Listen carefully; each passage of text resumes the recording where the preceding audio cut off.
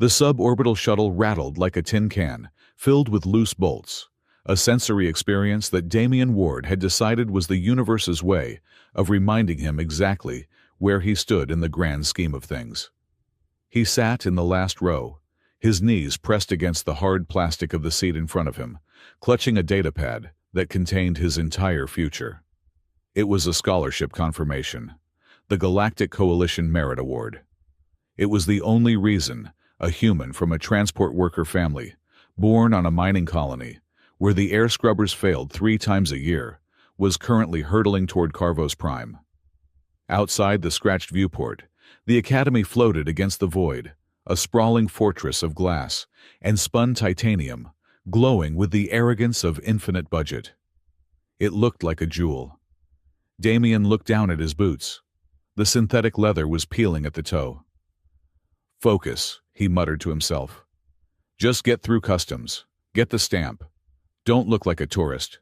He stared forward, trying to zone out the hum of the engine, but his line of sight was obstructed. Directly in front of him, a tail was swaying. It was long, covered in sleek, midnight blue fur, and it was moving with a hypnotic, agitated rhythm that slapped mostly against the back of the seat, but occasionally flicked near Damian's nose. The owner of the tail was slumped low, wearing a heavy travel hood that obscured everything but the twitching appendage. Damian sighed and shifted, trying to look past it toward the red exit sign glowing above the bulkhead. The tail twitched violently, smacking the armrest. Then, the figure in the seat whipped around. A pair of amber, vertical-slit eyes glared at him from beneath the hood. The face was humanoid, pale, and sharp, framed by hair that seemed to move on its own, but the most distinct features were the flattened, triangular ears, pressing against the fabric of the hood. "Quit staring at my butt," the girl hissed. Her voice was low, carrying a melodic growl that vibrated in Damian's chest. Damian blinked, his expression remaining perfectly flat. He had grown up on a dock. He was used to aggressive aliens, tired laborers, and sudden confrontations. "I am staring at the exit sign," he replied, his voice dry. "Your tail is just aggressively present." The girl narrowed her eyes. She looked like she was debating whether to claw him or ignore him. "It is cramping," she snapped. "Economy seating was not designed for felinoid physiology." "It wasn't designed for humans either," Damian countered, shifting his legs to show how his knees were practically in his throat. "If we hit turbulence, I'm going to be wearing my kneecaps as earrings." The girl stared at him for a second longer, then let out a sharp breath that might have been a laugh or a sneeze. She turned back around, but the tail stopped its erratic thrashing, settling into a rhythmic, annoyed tap against her own leg. Damian exhaled. "Step 1, do not get into a fistfight with a species that has retractable claws before landing." Success. Suddenly, the cabin lights flickered and died, replaced instantly by the harsh, pulsing crimson of emergency mood lighting. The shuttle's comm system crackled to life. "Attention passengers," a computerized voice droned, devoid of empathy. "Due to a synchronized records audit by the Coalition High Council, entry procedures at Carvos Port have been amended. All scholarship recipients and diplomatic transits must proceed through Sector 7 Customs Line 4. Have your biometric data unencrypted and ready. Non-compliance will result in immediate deportation." A groan rippled through the cabin. "Audit," the girl in front of him muttered the word, sounding like a curse. "Of course, because today wasn't long enough." Damian felt a cold knot tighten in his stomach. Audits meant delays. Delays meant scrutiny. And for someone like him, someone whose admission hung on a scholarship that many wealthy families on Carvos thought was a waste of resources on a primitive human scrutiny, was dangerous. He gripped his datapad tighter. Just a procedure, he told himself. You earned this. You passed the exams. You belong here. The shuttle docked with a bone-jarring thud. The airlock hissed open, releasing the smell of ozone recycled air and the distinct metallic tang of thousands of alien bodies moving in confined spaces. Damian stood up, slinging his battered canvas duffel bag over his shoulder. He waited for the aisle to clear his eyes, tracking the hooded girl as she moved with fluid, predatory grace toward the exit, her tail now tucked safely beneath a long coat. He followed the flow of the crowd into the terminal. Carvos Port was a cathedral of bureaucracy. Holographic banners floated in the air advertising everything from neural implants to luxury condensed water. But Damien focused on the floor markings, following the yellow line that led to Sector 7. The line was long. It moved with the agonizing slowness of a glacier. Ahead of him, he saw the hooded girl again standing with two others who seemed to orbit her. One was tall, poised, and radiating an aura of icy authority. The other was smaller, distracted, tapping furiously on a holographic interface that hovered above her wrist.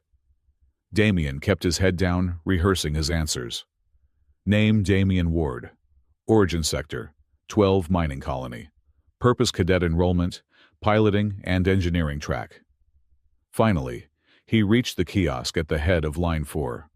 A floating drone, circular and gleaming white, hovered at eye level. A red laser grid swept over his face, then his retina. Place hand on the panel, the drone instructed. Damien pressed his palm against the cool glass. He waited for the satisfying green chime of acceptance. Instead, the panel flashed a harsh, angry amber. "Alert!" the drone chirped. "Classification mismatch. Biometric signature does not align with pre-authorization codes." Damien's heart hammered against his ribs. "That's a mistake," he said, trying to keep his voice steady. "I have the scholarship packet right here. Look." He held up his datapad. "Physical documentation is irrelevant," the drone stated. "Digital mismatch detected. Please step to the secondary holding area for special processing. Do not resist." "I'm not resisting, I'm explaining," Damien argued, but a force field barrier flickered into existence to his left, funneling him away from the exit and toward a narrow, sterile corridor running parallel to the main line. He stepped into the processing lane, Line 4's purgatory. It was less of a line and more of a pen for the unwanted. Ahead of him, the machinery was louder. Heavy robotic arms were sorting luggage that had been flagged for deeper inspection. The air smelled of burnt grease and fear. That was when he saw the child. It was a small creature, barely 3 feet tall, a vulpine hybrid, with large, terrified ears and soft, russet fur. He looked like a fox that had learned to walk on 2 legs, but hadn't yet learned how cruel the galaxy could be. The child Pip, though Damien didn't know his name yet, was standing near a conveyor belt, where a massive industrial cargo loader robot was tossing crates. Pip was crying a high-pitched wheezing sound, reaching for a small, battered container that had gotten stuck on the belt's edge. "No, no, please," the creature squeaked. The cargo robot whirred. Its optical sensors were dirty, and its movement was jerky, lacking the smooth calibration of a well-maintained machine. It didn't see the child. It saw an obstruction. The robot's heavy pincer swung down, aiming for the stuck container. But the child had lunged forward to grab it. The pincer clamped. Not on the box, but on the fabric of the child's tunic, snagging the fur beneath. Pip shrieked, as he was yanked off his feet, dangling in the air, as the robot rotated toward the intake chute, a dark hole filled with crushing gears designed to compact trash. The few people nearby froze. The bystanders in the main line gasped, pressing their hands to the glass partition. A security officer 20 feet away shouted into his radio, but didn't move. Damien didn't think. He didn't check his clearance. He didn't weigh the pros and cons of assaulting Academy property. He dropped his duffel bag and vaulted over the waist-high barrier separating the holding area from the machinery. He hit the ground, sliding the concrete tearing at his trousers, and scrambled toward the robot. The machine was massive, a collection of hydraulics and steel. Pip was dangling over the chute, flailing his small claws, scrabbling uselessly against the metal claw. "Let him go!" Damien roared, though he knew the machine couldn't understand. He reached the base of the unit. There was an emergency shutoff, but it was encased in a glass box that required a keycard. Damien didn't have a keycard. He had a human elbow. He smashed his elbow into the glass. Pain shot up his arm, blinding and white-hot, but the glass shattered. He slammed his fist onto the red button. Nothing happened. The button depressed, but the light stayed green. Override failure, a mechanical voice intoned. Administrative lock active. The robot began to lower Pip into the chute. The child's feet were inches from the spinning compactors. Damien looked up desperate. He saw a hydraulic line, a thick black hose pulsing with fluid exposed near the joint of the claw. "Sorry about this," Damien grunted. He jumped, grabbing the robot's arm, swinging his body weight to gain momentum. He locked his legs around the hydraulic line and hauled back with every ounce of strength he possessed. It was crude. It was barbaric. It was completely human. The hose bulged, resisted, and then with a sound like a gunshot, it burst. High-pressure fluid sprayed everywhere, coating Damien in slick, foul-smelling oil. The robot shuddered violently. The pressure drop caused the claw to seize. It froze mid-air, then slowly, mechanically, the grip loosened. Pip fell. Damien let go of the hose and dropped to the floor, catching the small fox creature before he hit the concrete. The impact knocked the wind out of Damien, driving his back into the hard floor, but he curled his arms around the child, shielding him from the dripping hydraulic fluid. "Gotcha," Damien wheezed. "I got you." Pip was shaking so hard, he was vibrating, burying his face in Damien's chest, making small, hiccuping sounds. "That," a voice said from above them, was incredibly reckless. Damien wiped oil from his eyes and looked up. Standing over him was the girl from the shuttle. The hood was down now, revealing short, choppy dark hair and two triangular ears that were pinned back in concern. She was wearing a sleek, combat-style outfit that looked expensive. She reached down not to help Damien, but to grab a piece of debris that was about to fall on them. She tossed it aside effortlessly. "Humans always grab first," she said, her tone sharp, but her eyes weren't angry. They were assessing. "You could have lost an arm." "Works more often than paperwork," Damien coughed, accepting the hand she finally offered. She pulled him up with surprising strength. "You are bleeding," she noted, pointing to his arm where the glass had cut him. "I'm fine. Is the kid okay?" Damien looked down at Pip, who was now clinging to his leg. "He is in shock, but whole," the girl said. She looked at the robot, then back at Damien. "You broke the Academy's loader. That is property destruction, Class 2 felony." "It was eating a child," Damien snapped. "I think that counts as a mitigating circumstance." Before she could reply, the sound of heavy boots thundered across the floor. "Freeze. Stay where you are." A squad of security personnel in heavy tactical armor burst through the access doors. They had stun batons raised. But they weren't looking at the broken robot. They weren't looking at the crying child. They were looking at Damien. "Subject identified," the lead officer shouted, leveling a kinetic rifle at Damien's chest. "Damien Ward, you are under arrest for unauthorized sabotage of federal infrastructure and inciting a panic." Damien raised his hands, his heart sinking. "I saved him. Check the cameras." "Silence." The officer advanced. "On your knees." It felt wrong. It felt scripted. They had arrived too fast with too much force for a simple accident. Damien looked at the officer's eyes. There was no confusion there, only intent. They weren't reacting to a crisis. They were executing a removal order. The officer lunged to grab Damien's shoulder. "Stand down!" The voice was not loud, but it carried the weight of a thundercrack. The security team froze. Stepping out from behind the barrier was the tall woman Damien had seen earlier, the one with the icy aura. She moved with a slow, deliberate cadence. She wore a high-collared coat adorned with the crest of the royal houses, and in her hand she held a shimmering holographic badge that identified her as a high diplomat of the coalition. This was Maya, the eldest. She didn't look at the guards. She looked at the broken robot, then at Pip, and finally at Damien. Her eyes were golden like her sister's, but they held a profound, ancient exhaustion. "Officer," Maya said, her voice smooth as polished glass. If you arrest this man for preventing a fatality caused by a malfunction in your equipment, I will be forced to file a formal inquiry into the safety protocols of this entire sector. And I will require you to explain to the press why a coalition scholarship student was treated as a terrorist for saving a minor." The officer hesitated. "Ma'am, he destroyed the unit. The logs show—" "The logs," a third voice interrupted. Sarah, the youngest sister, stepped forward. She was tapping furiously on her wrist interface, her eyes darting across scrolling streams of data that only she could see. She adjusted her glasses, looking more interested in the air above the robot than the people. "I am looking at the maintenance logs for Line 4, Sarah said, her voice detached and analytical.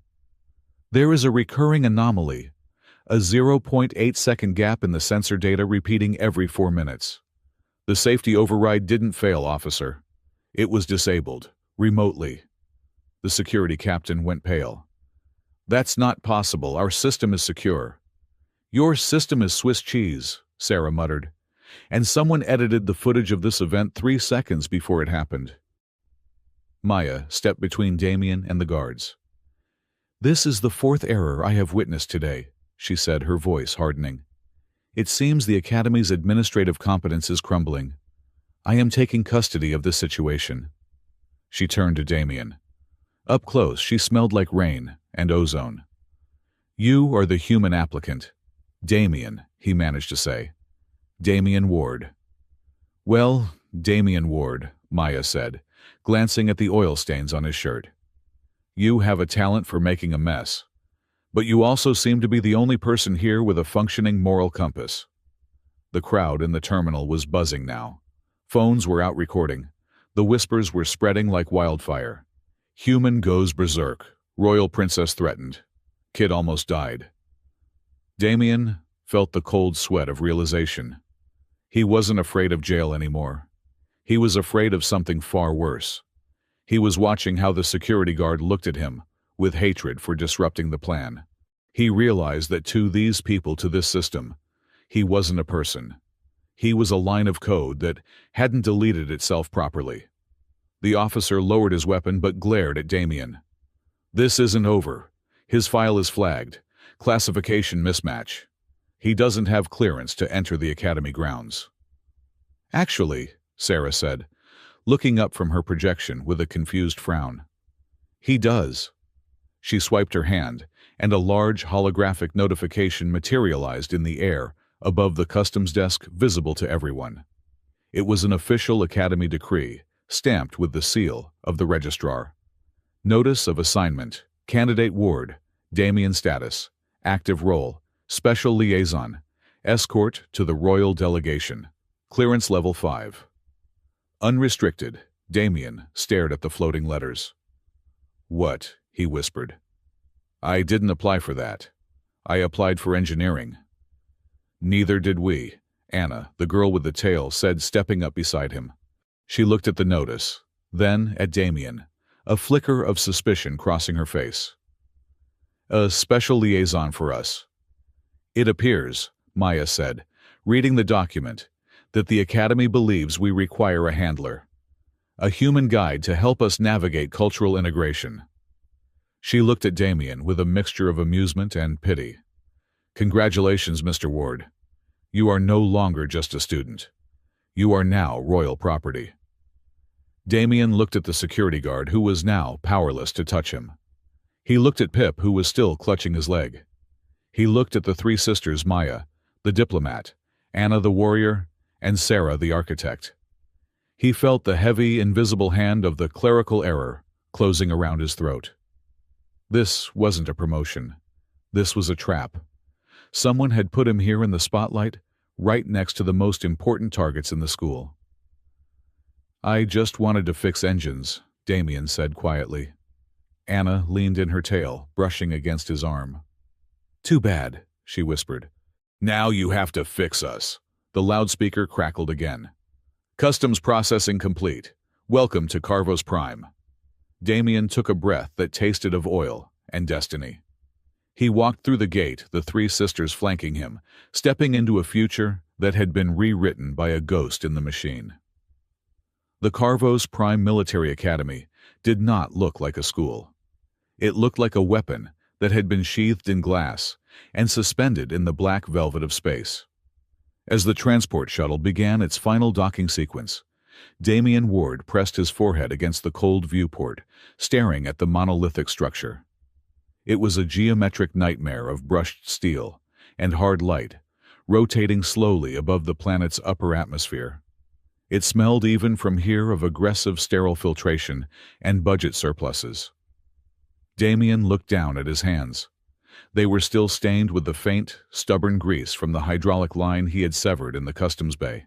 He had scrubbed them in the shuttle's lavatory for 20 minutes, but the grime of the working class had a way of embedding itself into the skin, a permanent tattoo of where he came from. He was not supposed to be here. Not like this. He had spent 5 years studying quantum mechanics by candlelight and repairing atmospheric scrubbers to pay for simulators, all to earn his place as a cadet in the engineering division. He wanted to be invisible. He wanted to be a cog that worked so perfectly, no one ever noticed it.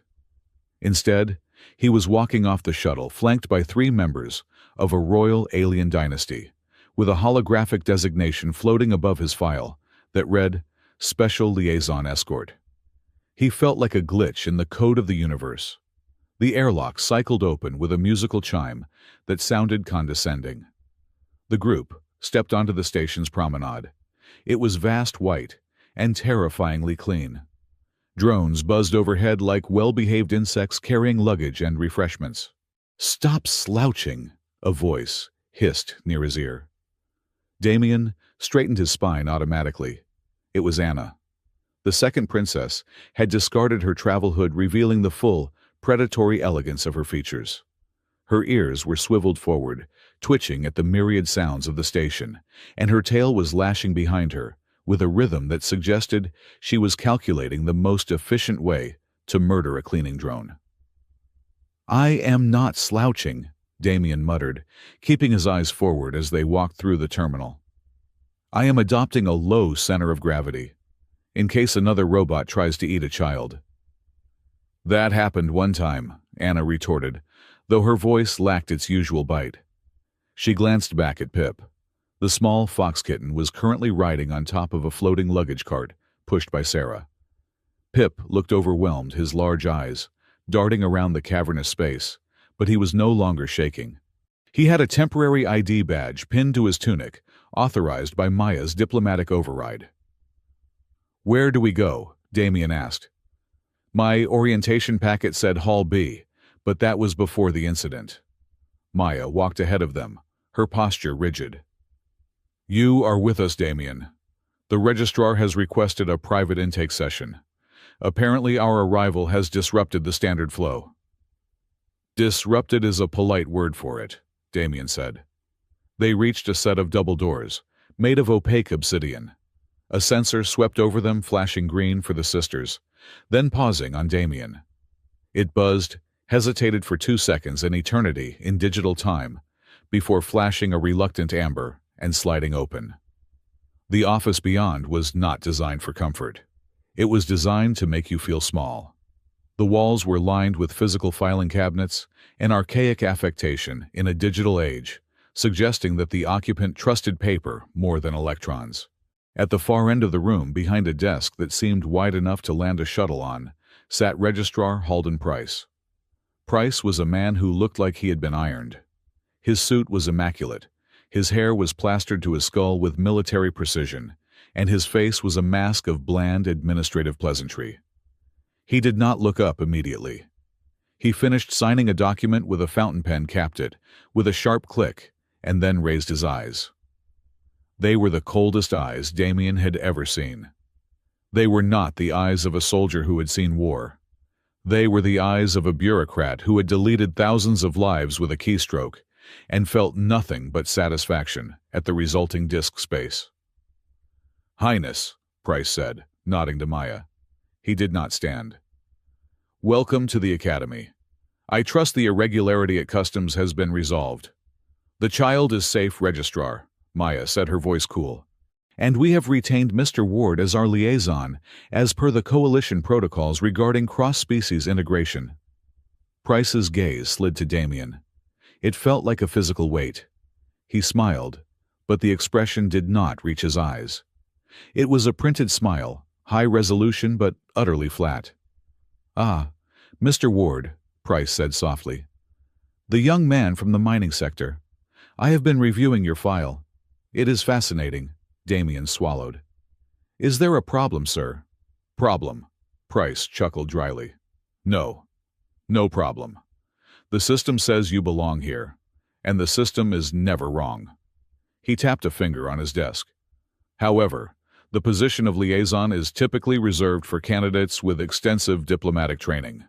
Your background is in heavy machinery repair." "I am a quick learner," Damien said. "I am sure you are," Price said. "But let us be clear. You are here because of a clerical reality, a stamp on a digital form.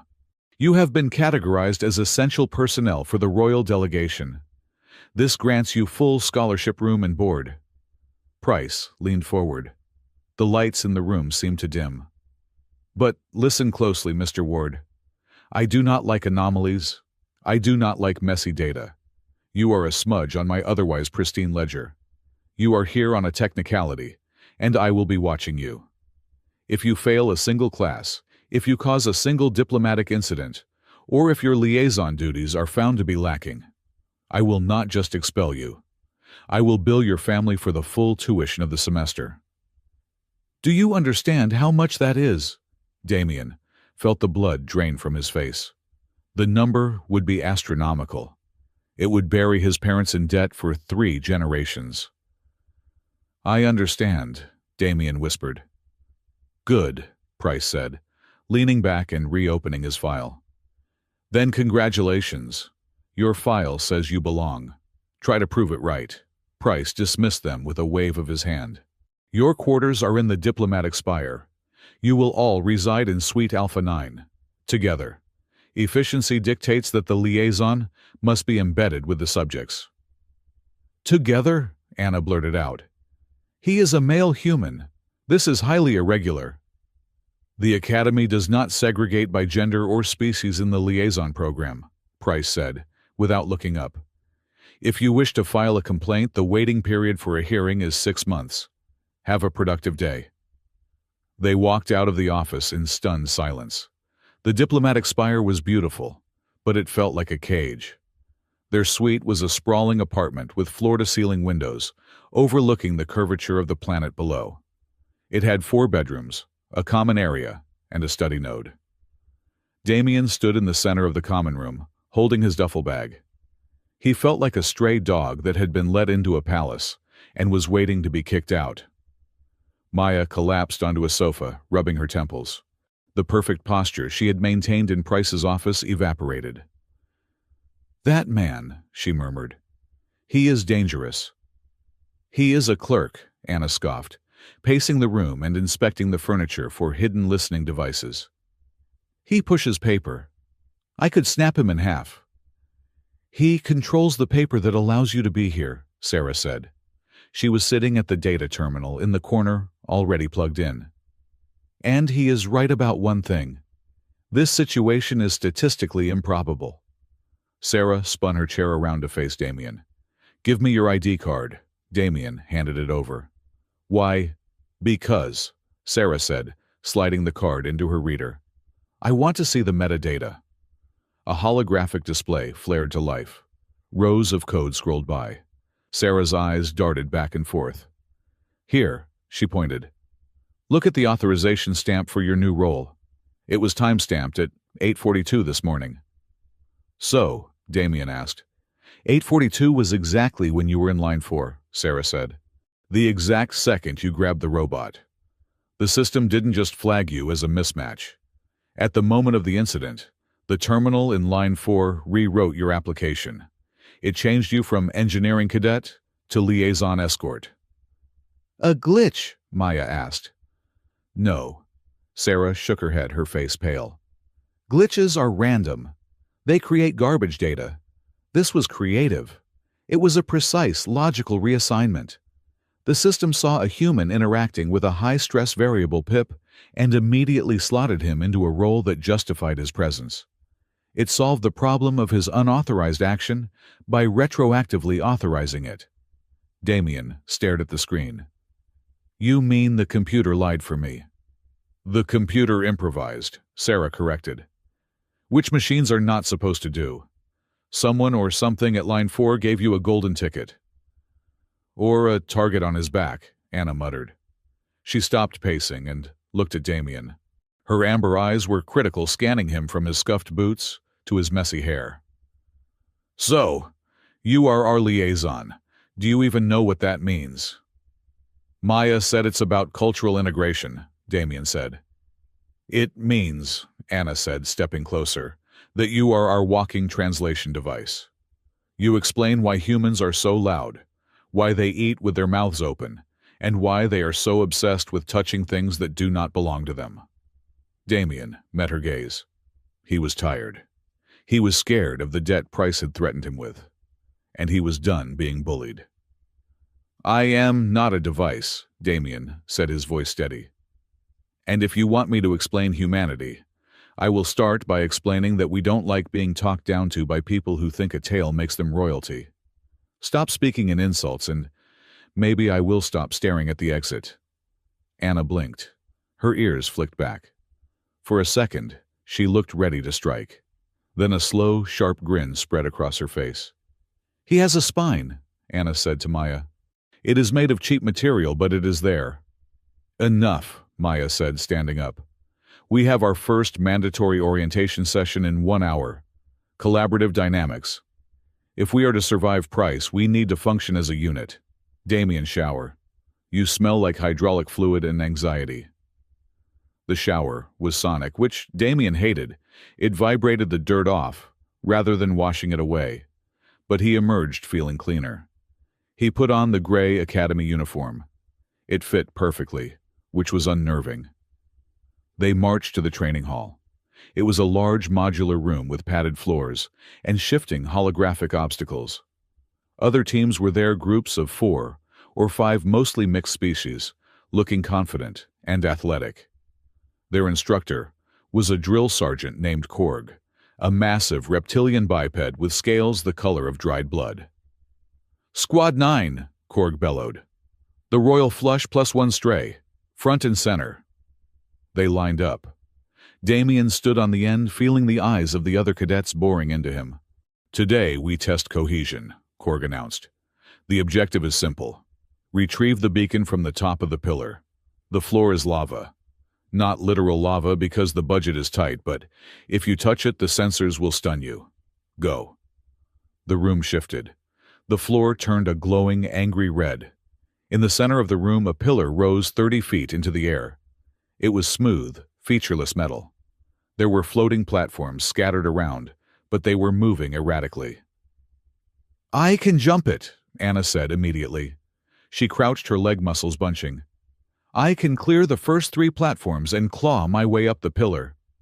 Negative, Sarah said, calculating the trajectory. The platforms are oscillating at a frequency that disrupts balance. You will fall with a probability of 82%. We need a bridge, Maya said. We can link the floating debris. We don't have time, Anna snapped. I am going. Wait, Damien said. Anna ignored him. She leaped. She cleared the first gap easily, landing on a floating disc. But as soon as her weight hit it, the disc spun violently. Anna flailed her tail, whipping for balance, but she slipped. She fell toward the red floor. Anna! Maya screamed. Damien didn't jump. He threw himself flat on the starting ledge and reached out, not for Anna, but for the edge of the floating disc she had just slipped from. He grabbed it with both hands, his muscles screaming as he hauled it back toward the starting line. The shift in the disc's momentum gave Anna something to kick off against. She twisted in midair, pushed off the tilting plate, and scrambled back onto the safe zone, breathing hard. I told you, Sarah said calmly. Anna glared at the floor, then at Damien. I had it under control. You were about to be barbecued, Damien said. He stood up, shaking out his hands. Look, we can't brute force this, and we can't overthink it. We have to human it. Human it, Maya asked, arching an eyebrow. Yeah, Damien said. We cheat. A little. He pointed to the floating platforms. They aren't just random. They respond to weight. Anna, you're the lightest. Sarah, you know the pattern. Maya, you have the reach. I'm the anchor. He looked at them. I'm not the leader here. I'm the ballast. I'll hold the base platform steady. Maya, you hold on to me and extend to Sarah. Sarah, you guide Anna. We make a chain. A physical chain, Maya looked skeptical. That requires a high degree of intimacy. It requires trust, Damien said. He looked at Maya. Are you okay with that? I know you're tired. I saw you rubbing your shoulder earlier. Maya froze. She stared at him. No one asked the crown princess if she was okay. People asked her for orders, for favors, or for mercy. They never asked about her shoulder. I am fine, Maya said, her voice softening just a fraction. But thank you. Okay, Damien said. Anna, you're the tip of the spear. But you don't jump until we say you're stable. Got it. Anna looked at him. She hated taking orders, but she hated losing more. Fine, but if you drop me, I will scratch your eyes out. Fair, Damien grinned. Ready. They moved. Damien lay flat, locking his legs around a stanchion on the starting ledge. He grabbed Maya's belt. Maya reached out and grabbed Sarah's hand.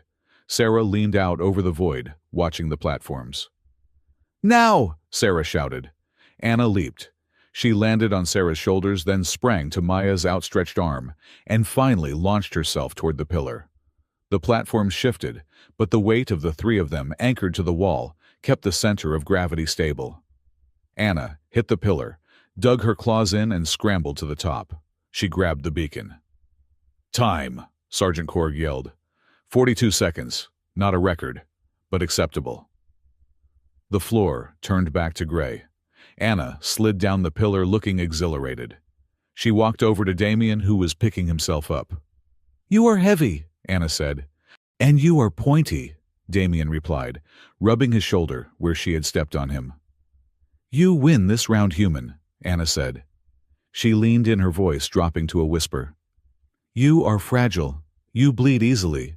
But you hold on tight. I can work with that. I'm fragile, Damien chuckled, a tired sound. Now, can we pass the test? I really don't want to pay that tuition fee. They walked out of the hall together. For the first time, they were walking in step. Not as a royal procession, but as a squad. Sarah fell into step beside Damien. Your strategy, she said. It was inefficient. We expended 30% more energy than necessary. But we made it, Damien said. Yes, Sarah murmured.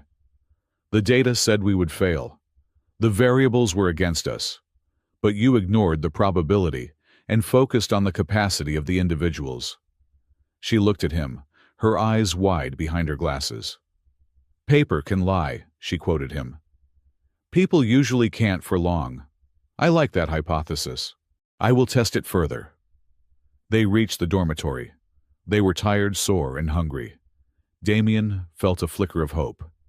Maybe he could do this. Maybe he could survive the audits and the sneers, and actually become part of this team. As they entered the common room, the main view screen on the wall flickered to life. The face of Registrar Price appeared. He was not smiling this time. Attention, Squad 9, Price's voice filled the room. It was smooth, oily, and terrifying. There has been a correction, Price said. The board of directors has reviewed the anomaly regarding Mr. Ward's admission. While the special liaison status is legally binding for the moment, doubts remain regarding the team's combat viability. Damien felt the knot in his stomach return tighter than before. Therefore, Price continued, the grace period has been revoked. You will not be attending standard introductory classes next week. Instead, your squad has been entered into the wargame simulation. The wargame, Maya gasped. That is for third-year cadets.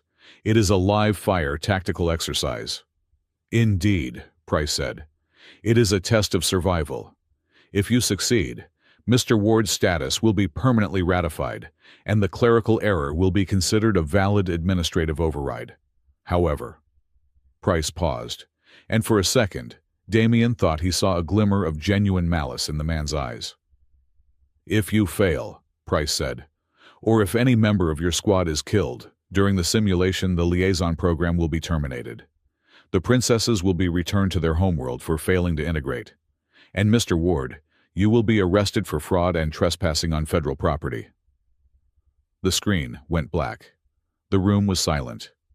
The view outside the window showed the beautiful glittering curve of Carvos Prime, but to Damien, it suddenly looked like the open mouth of a beast waiting to swallow them whole.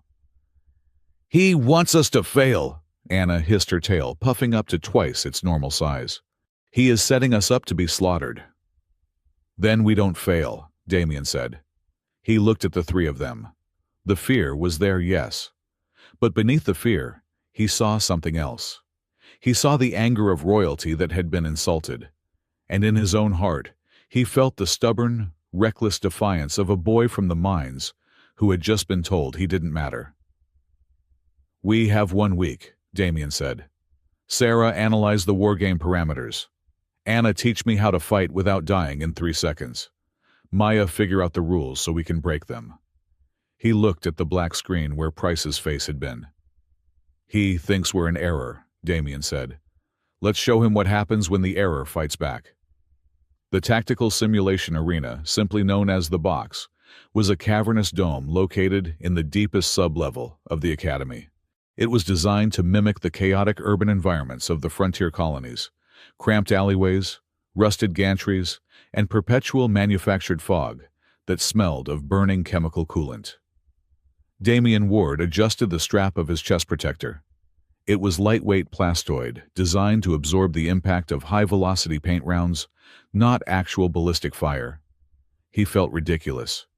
He was an engineer, a mechanic who fixed thrusters, standing in a phalanx, with 3 alien royalty, who moved like apex predators. "Check comms," Maya ordered.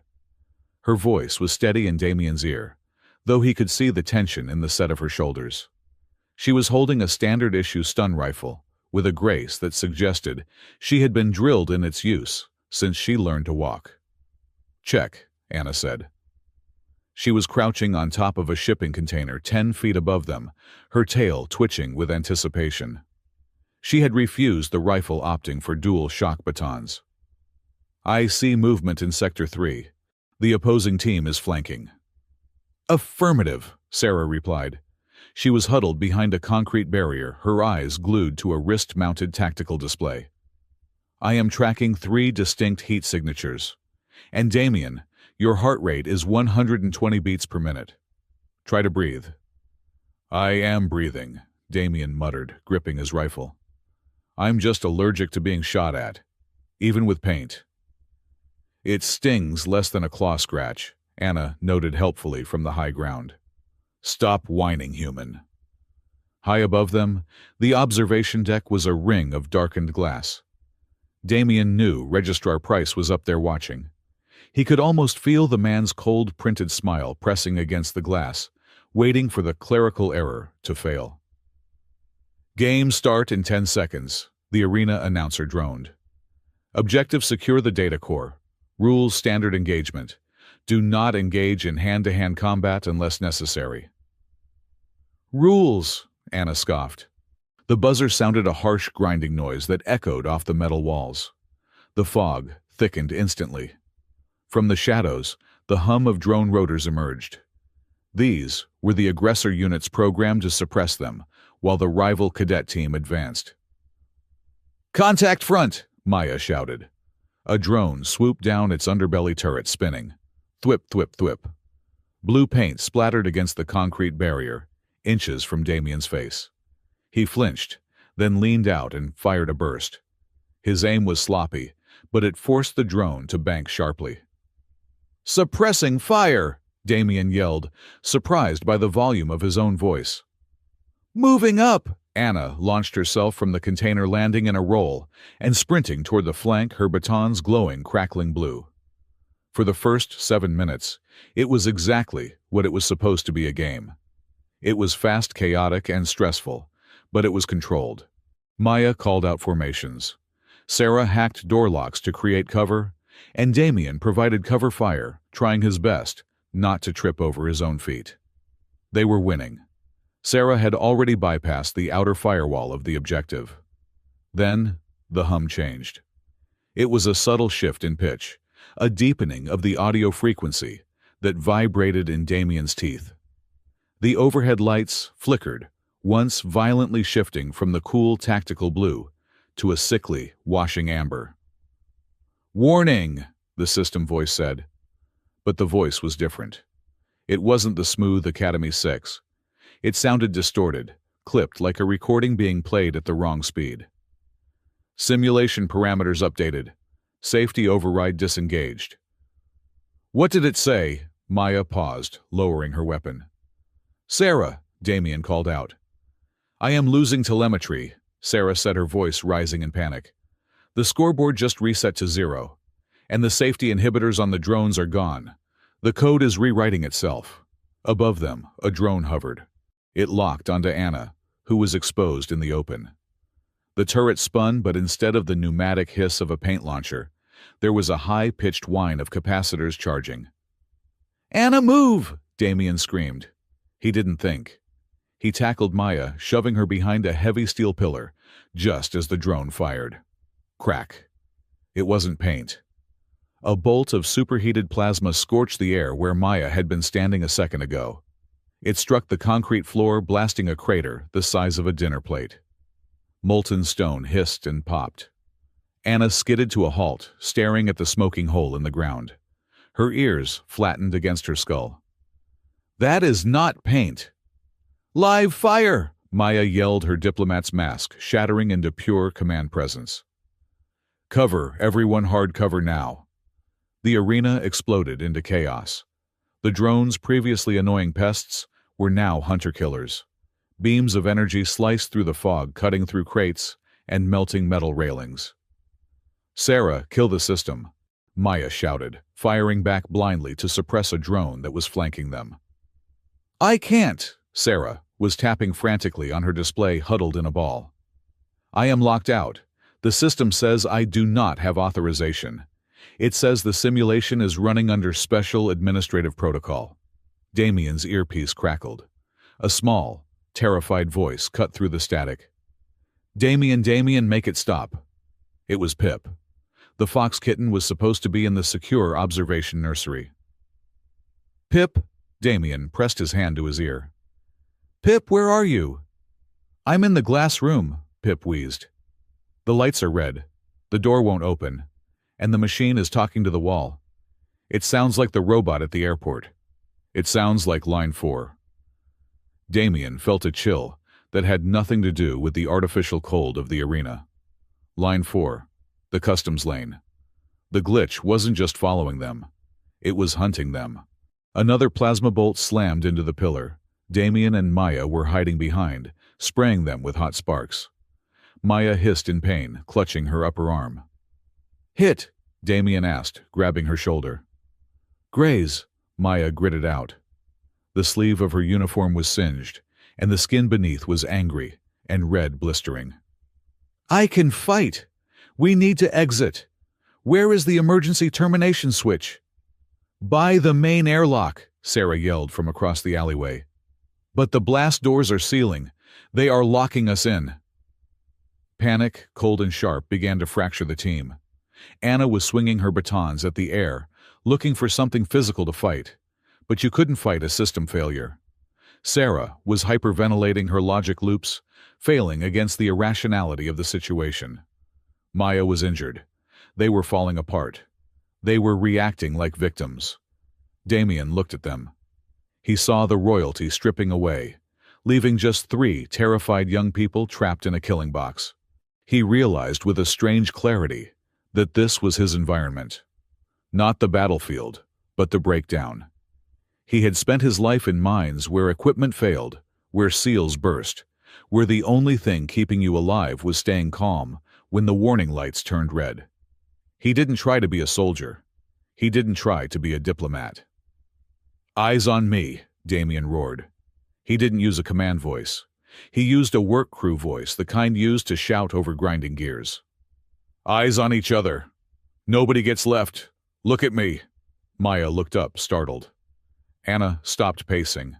Sarah looked over the top of her cover. "We are not fighting the drones," Damien shouted, gesturing with his rifle. "We are getting out. Anna, you are on point. Deflect, don't engage. Maya, you are with me. Sarah, stop trying to hack the game. Hack the door." "The door is hard-coded," Sarah cried. "I can't break the encryption." "Then don't use code," Damien snapped. "Find the junction box. Find the wires. Tell me which one controls the magnetic lock, and I will break it the old-fashioned way." He reached into his utility belt, not the standard issue one, but the one he had packed himself with tools from his own kit. He pulled out a heavy pry-bar multi-tool. "Move," Damien ordered. They moved. It wasn't graceful. It was a scramble for survival. They ran through the alleyway, plasma bolts sizzling past their heads. Anna was a blur of motion, her batons deflecting a drone strike that would have taken Sarah's head off. She wasn't fighting to win anymore. She was fighting to protect her sister. They reached the blast doors. They were massive slabs of plasteel sealed tight. The control panel was flashing a red lockdown warning. "Here!" Sarah pointed to a panel on the wall, her hands shaking. "The hydraulic couplings are behind this plate, but it is fused." Damien didn't wait. He jammed the pry bar into the seam of the maintenance panel. He braced his foot against the wall and heaved. "Come on!" He grunted, veins standing out on his neck. The metal groaned, then shrieked. The panel popped open, revealing a nest of wires and pipes. "Which one?" Damien yelled over the noise of incoming fire. "The blue line," Sarah shouted. "No, wait, the yellow conduit with the black stripe, that is the magnetic release." Damien grabbed the conduit. It was thick shielded. He didn't have cutters strong enough. He looked at the blast door, then at the conduit. He jammed the pry bar behind the pipe and twisted, using the leverage of the wall. "Cover him!" Maya shouted, raising her rifle one-handed to fire at a drone sweeping toward them. Damien pulled. The pipe bent, kinked, and then snapped. Hydraulic fluid sprayed out. Deja vu hit him hard, and with a heavy thunk, the magnetic seals on the blast door disengaged. "Open it!" Damien yelled. Anna threw her shoulder against the door. Maya joined her. Slowly, agonizingly, the heavy slab slid open, enough for them to squeeze through. They tumbled into the maintenance corridor beyond, out of the line of fire. "Clear!" Anna shouted. "We are clear!" Damien slumped against the wall, sliding down until he hit the floor. His chest was heaving. He looked at the others. They were covered in soot, sweat, and fear. Anna looked at him. Really looked at him. For the first time, there was no mockery in her eyes. There was confusion, yes, but also respect. "You," Anna panted, pointing a baton at him. "You are slow. You are weak. But you are loud when it matters." "I'll take the compliment," Damien wheezed. He crawled over to Maya. "Let me see the arm." Maya winced as he peeled back the scorched fabric of her uniform. The burn was nasty, a second-degree sear across her deltoid. "It needs med gel," Damien said. He popped a canister from his belt, part of the standard kit he had actually read the manual for. He applied the cooling gel. Maya hissed, her breath catching, but she didn't pull away. "You are shaking," Maya whispered, looking at his hands. "I'm terrified," Damien admitted, not looking up as he bandaged the wound. "I'm a mechanic, Maya. I fix engines. I don't get shot at." "You did well," she said softly. "You kept us focused. Nobody gets left. That is a very human rule." "It's a survival rule," Damien said. He finished the bandage and met her eyes. They were inches apart. In the dim emergency lighting of the corridor, the hierarchy of princess and commoner seemed to dissolve. There was just the shared heat of adrenaline and the quiet realization that they were both alive. "You're allowed to be scared," Damien said, echoing the thought he had held for himself. "Even princesses." Maya exhaled a long, shuddering breath, and for a moment she leaned her forehead against his shoulder. It lasted less than a second, but the weight of it was enormous. "Thank you, Damien." "Do not get comfortable," Sarah's voice cut through the moment. She was plugged into a maintenance port on the wall. "I found the source." Damien and Maya separated. "The source of the override?" "Yes," Sarah said. Her face was illuminated by the blue glow of the hologram. "I traced the command signal that turned off the safety protocols. It did not come from the Academy mainframe. It came from an external node." She projected the data. A string of complex routing numbers floated in the air. "This signature," Sarah pointed. "It matches the terminal ID from Customs Line 4. The same terminal that processed us. The same terminal that changed your file." "That is impossible," Anna said. "A customs booth cannot control a military wargame." "It can if it has root administrative privileges," Sarah said, her voice trembling. "Someone is using the customs network as a backdoor. They reached into the Academy's brain and turned us into targets." "Who?" Damien asked. "I don't know," Sarah said. "But look at the timestamp on the command. It executed exactly 0.8 seconds after the game started.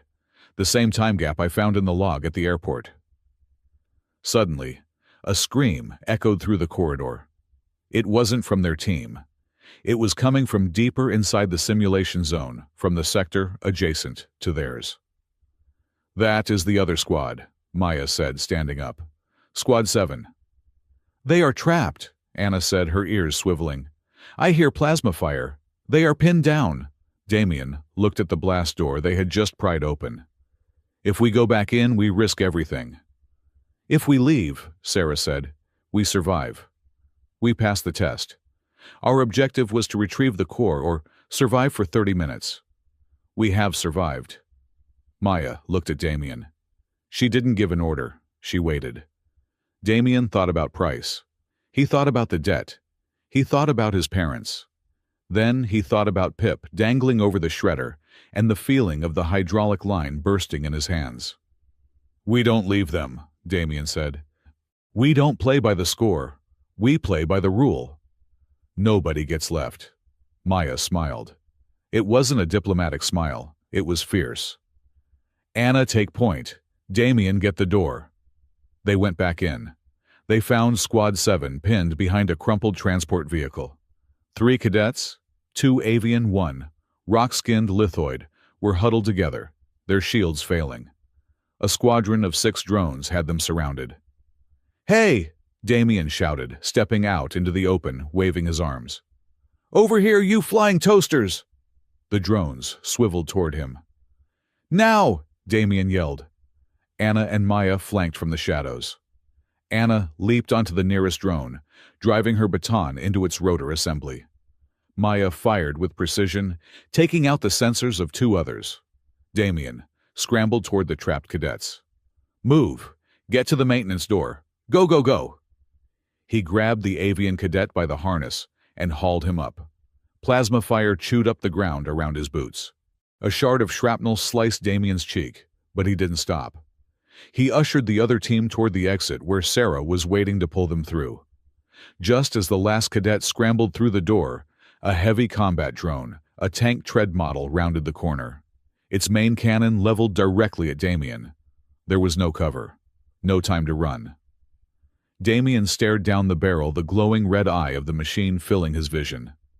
Well, he thought, at least I didn't run. The cannon fired. But there was no beam, no explosion. The world simply stopped. The drone froze. The fog dissipated instantly. The red emergency lights vanished, replaced by the harsh, clinical white fluorescent glare of the training hall. The tank drone dissolved into digital pixels and vanished. The shipping containers, the rubble, the fire, all of it flickered and disappeared. They were standing in an empty white room. The only things real were the people, their weapons, and their injuries. A chime sounded, pleasant, cheerful. "Simulation complete," the computer voice announced. "Squad 9 result objectives incomplete. Survival bonus applied. Final grade pass." Damien stood there blinking his heart, hammering against his ribs like a trapped bird. He touched his cheek. His finger came away bloody. "Pass!" Anna shouted, spinning around. "It tried to kill us!" The blast doors at the far end of the hall hissed open. Registrar Halden Price walked in. He was flanked by 2 medics and a data technician. He looked calm, unruffled, and utterly bored. "An adequate performance," Price said, checking his pocket watch. "Though your tactics were primitive." "Primitive?" Maya marched toward him, her injured arm clutching her side. "Registrar, the safety protocols failed. We were under live fire. Look at my arm. Look at Damien's face." Price looked. He didn't blink. "I see minor injuries consistent with simulation feedback," Price said smoothly. "The neurofeedback suits can simulate pain and localize tissue trauma to encourage realism. It is a feature, Princess, not a failure." "That was plasma," Anna roared, stepping forward. "I smelled the ozone. It melted concrete." "The arena floor is intact," Price said, gesturing around them. They looked. The floor was pristine. No craters. No scorched metal. The physical evidence of the battle had been erased, or perhaps the damage they had seen had been a hallucination induced by the system. But Damien touched his cheek again. The blood was real.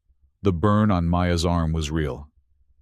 "You are gaslighting us," Damien said, his voice low. Price turned his gaze to Damien. The smile was gone. "Mr. Ward," Price said softly. "The logs show a standard training session. The telemetry shows normal weapon output. If you start spreading rumors that the Academy systems are compromised, you will be questioning the integrity of the Coalition itself." He stepped closer, invading Damien's personal space. "And people who question the integrity of the Coalition tend to have very difficult academic careers. Accidents happen. Scholarships get revoked. Visas get denied." Price straightened his cuffs. "There was no incident. There was no error. You passed. Do not make me regret my generosity in allowing you to stay." Price turned on his heel. "Medics, attend to the scratches. Squad 7, you are dismissed. Squad 9, try to be less dramatic next time." He walked out. The team stood in the silence of the White Room. Sarah looked at her wrist display. "The log," she whispered. "I can't find it. The record of the override. It is gone. Deleted." "He erased it," Anna said, her fists clenching. "He erased the whole thing." Damien looked at the door where Price had exited. He felt a cold knot of anger hardening in his gut. This wasn't just bureaucracy anymore. This was a cover-up. Someone was using the system to attack them, and Price was holding the eraser. "He can delete the data," Damien said, wiping the blood from his cheek and looking at Maya, Sarah, and Anna. "But he can't delete us. And he can't delete what we know." Maya touched her bandaged arm. She looked at Damien. "No," she said. "He cannot." "We need to find the source," Damien said. "We need to go back to where this started." "Line 4, Sarah said. "Line 4, Damien agreed. "If they want to play games with reality, let's go see who's really holding the controller." The silence in Suite Alpha 9 was not peaceful. It was the heavy, suffocating silence of a prison cell. The panoramic windows still offered a breathtaking view of the Carvos Prime orbital ring, but now, to Damien Ward, it just looked like high-definition wallpaper pasted over a cage. Registrar Halden Price had been thorough. 2 hours after the simulation, a squad of drones had arrived at their door. They had not brought weapons. They had brought plastic bins. "Security audit," the drone interface had chirped cheerfully. "Please deposit all personal communication devices, datapads, and unauthorized tech for forensic analysis."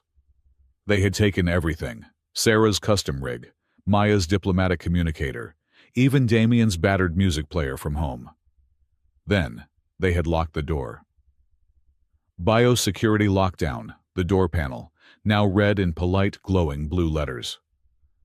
"For your safety, remain indoors while we investigate potential contagions from the training exercise." Contagions, Anna spat. She was pacing the length of the common room, her tail lashing so hard it made a whish sound against the air. He is treating us like livestock.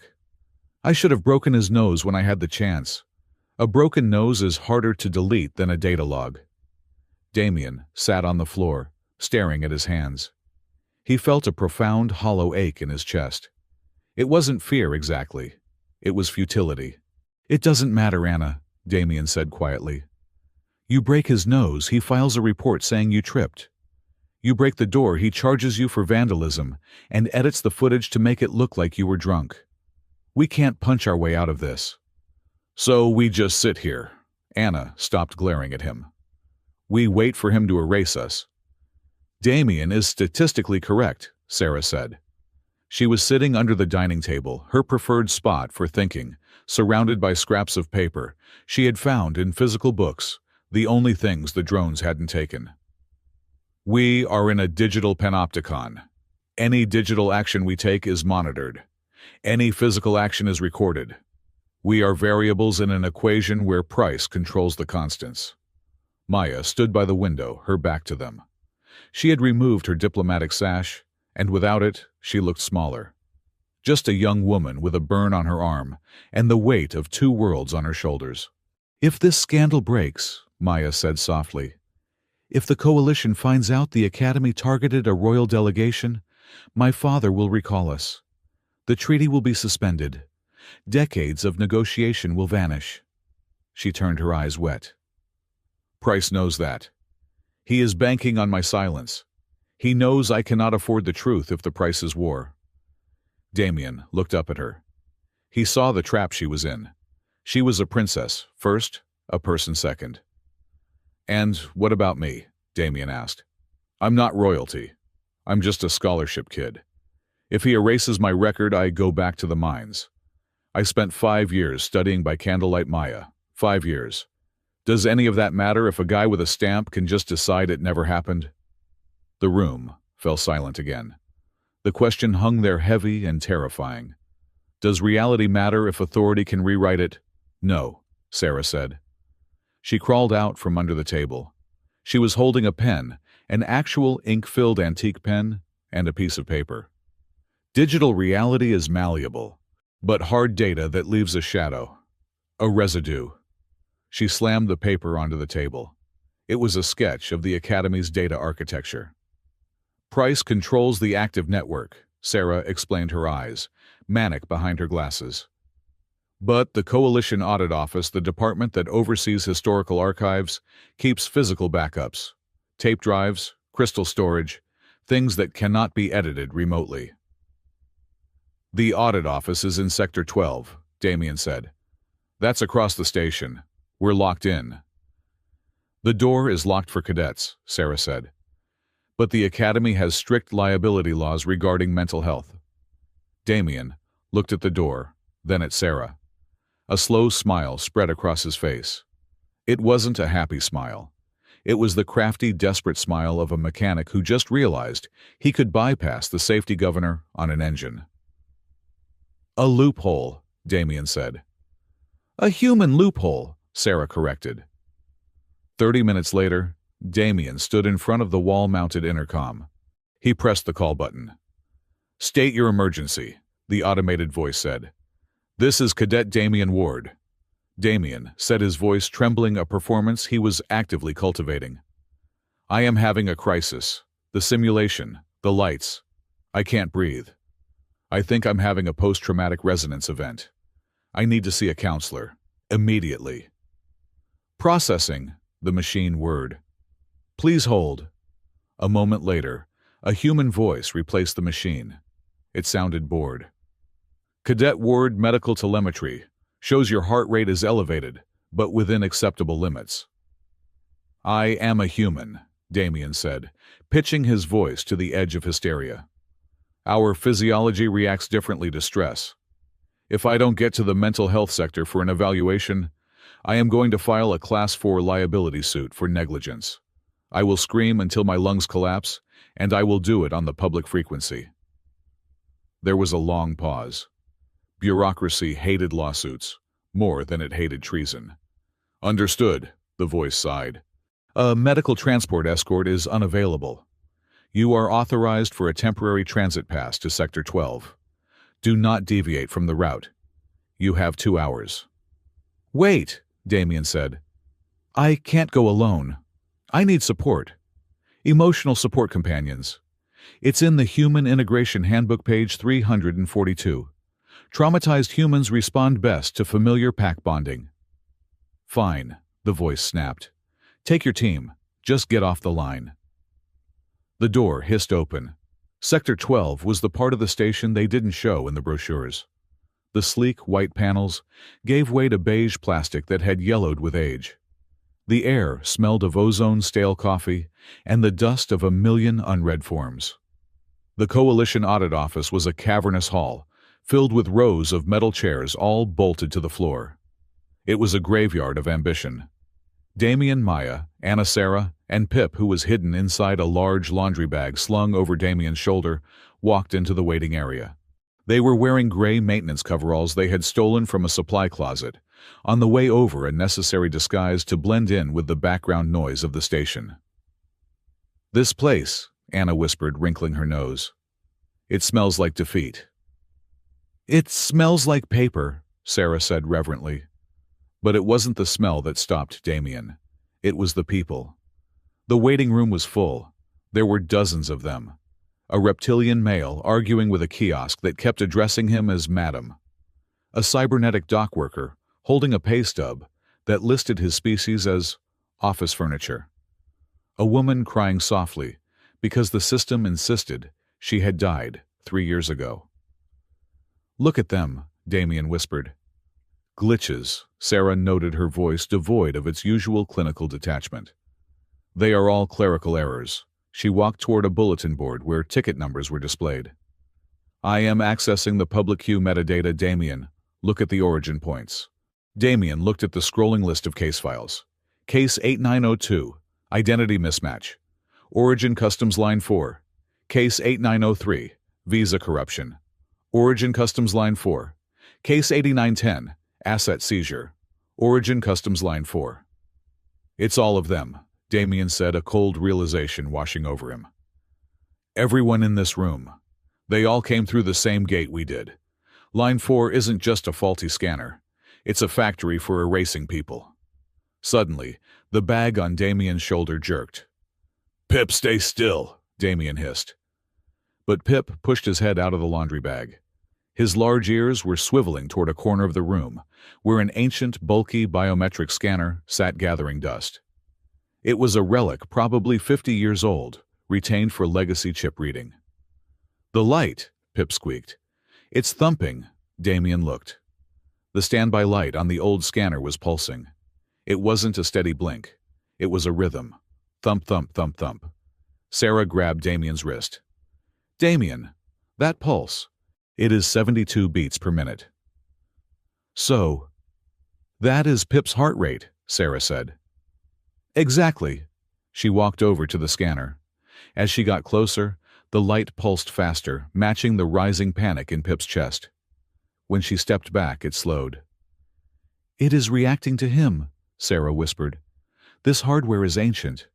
It shouldn't be networked to anything, but it recognizes his biological signature." "Why?" Maya asked. "Because he is not just a passenger," Sarah said, her eyes widening. "He is a key, or a catalyst. Whatever controls the system, it knows he is here." "We need the logs," Damien said, pulling his cap lower. "Now, before someone realizes 4 cadets and a fox kitten are standing in the lobby." "The archives are behind those double doors," Sarah pointed. "Restricted access. Biometric lock." "I can break it," Anna said, reaching for a pry bar she had concealed in her sleeve. "No," Damien said. "We are invisible, remember. We don't break in. We walk in." He scanned the room and saw a cart loaded with physical file boxes, sitting abandoned near the water cooler. He grabbed it. "Grab a box," Damien ordered. "Look bored. Look tired. Look like you hate your job."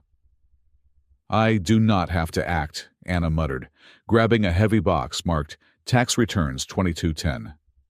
They approached the security guard at the double doors. He was a bored human, slumped in his chair, watching a sports game on his wrist. "Delivery for Archive Level B," Damien said deadpan. "More audit requests from the registrar." The guard didn't even look up. "Badge. Systems down," Damien lied smoothly. "They told us to manual log. Do you want me to call Supervisor Harkin and tell him you're delaying the registrar's priority mail?" He didn't know who Supervisor Harkin was.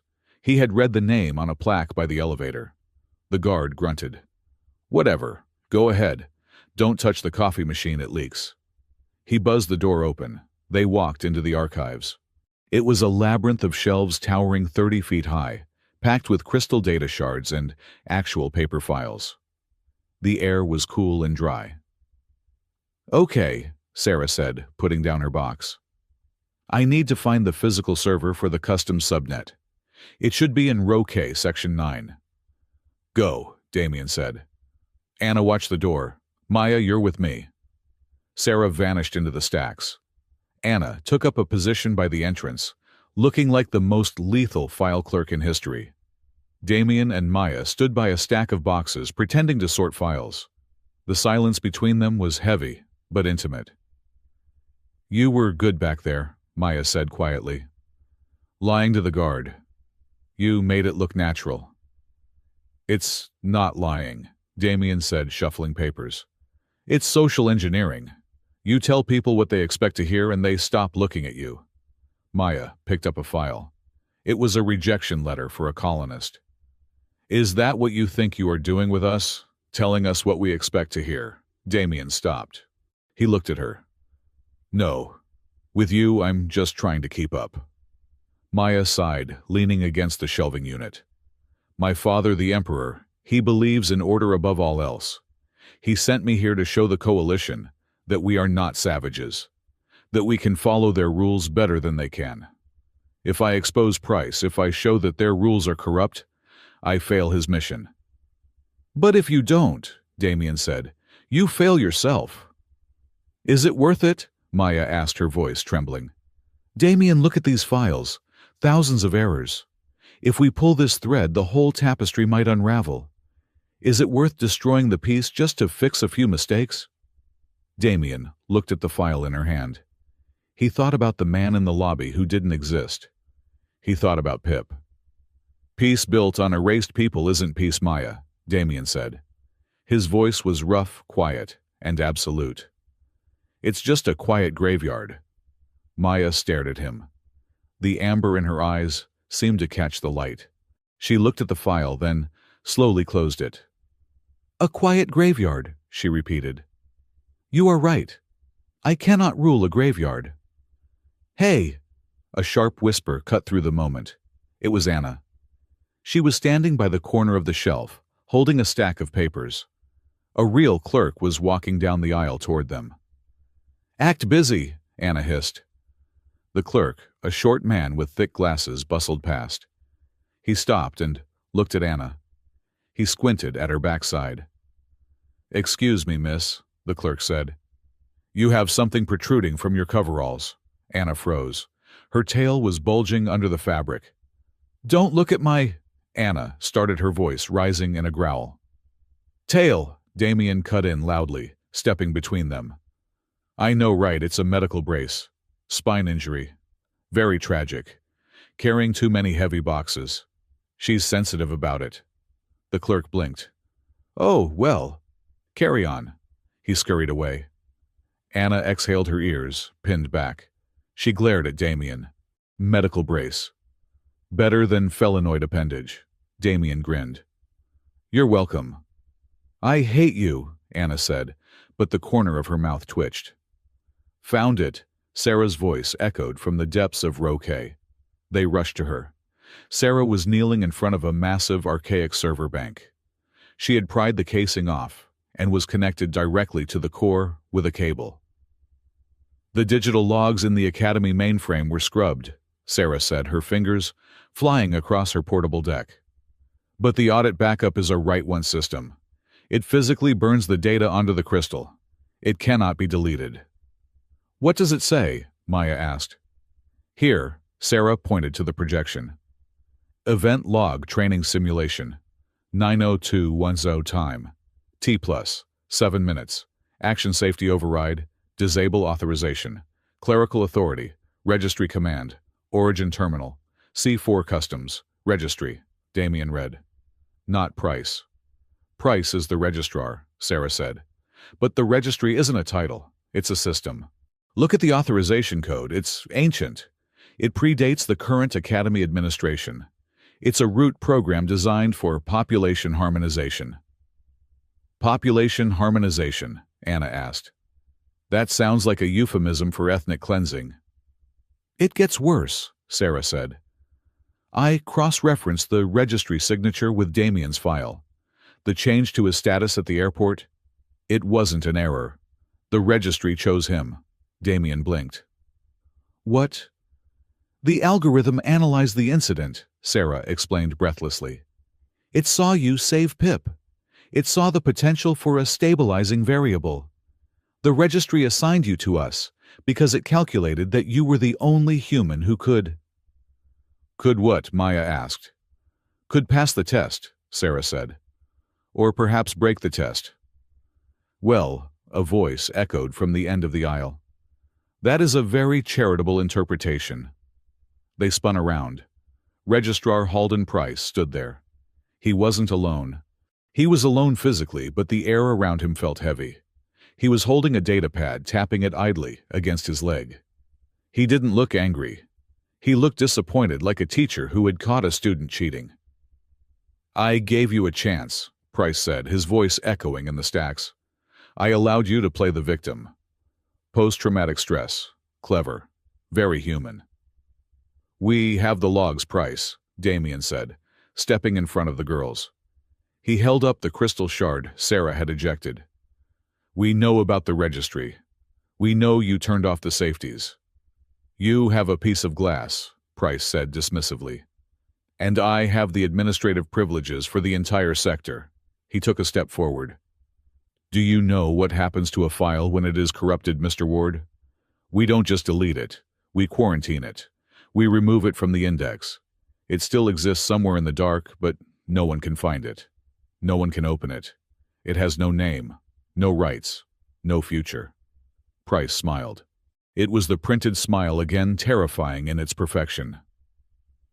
I can make you all disappear, he said softly. Administratively. Your student visas revoked. Your citizenship nullified. Your bank accounts frozen. You won't be arrested. You will simply cease to be valid entities. You will be ghosts, unable to buy food, board a ship, or open a door. Maya stepped forward. You cannot do that to a royal delegation. I can do it to a failed delegation that suffered a tragic mental breakdown and vanished into the Undercity, Price countered. Who will contradict me? The records will support my version. Damien looked at Price. He realized the man wasn't bluffing. This was his weapon. Not a gun, but the ability to edit the world. But Damien also noticed something else. Price was standing alone. He hadn't brought guards. Why? Because he doesn't want witnesses, Damien realized. He's scared. If Price was all-powerful, he would have sent a squad to drag them out. By coming himself, he was admitting that this information, the existence of the registry, was too dangerous even for his own security team to hear. You're afraid, Damien said. Price's smile twitched. I beg your pardon. You didn't bring security, Damien said, his voice gaining strength. You're trying to scare us into handing over the drive because you can't afford a scene. The registry. It's not just a program, is it? It's something you're not supposed to be using. Price's eyes narrowed. The mask slipped just for a fraction of a second, revealing a flash of pure cold panic. Give me the drive, Price hissed. No, Damien said. He threw the crystal shard to Anna. Run! What? Anna caught it, startled. Run! Damien yelled. He can't chase all of us. Split up, meet at the shuttle bay. Damien, Maya cried. Go! Damien shoved a stack of file boxes over. They crashed to the floor, creating a wall of paper between them and Price. Anna didn't hesitate. She grabbed Sarah and sprinted down the aisle. Maya looked at Damien one last time, a look of agonizing conflict, then turned and ran after her sisters. Damien stood alone amidst the fallen files.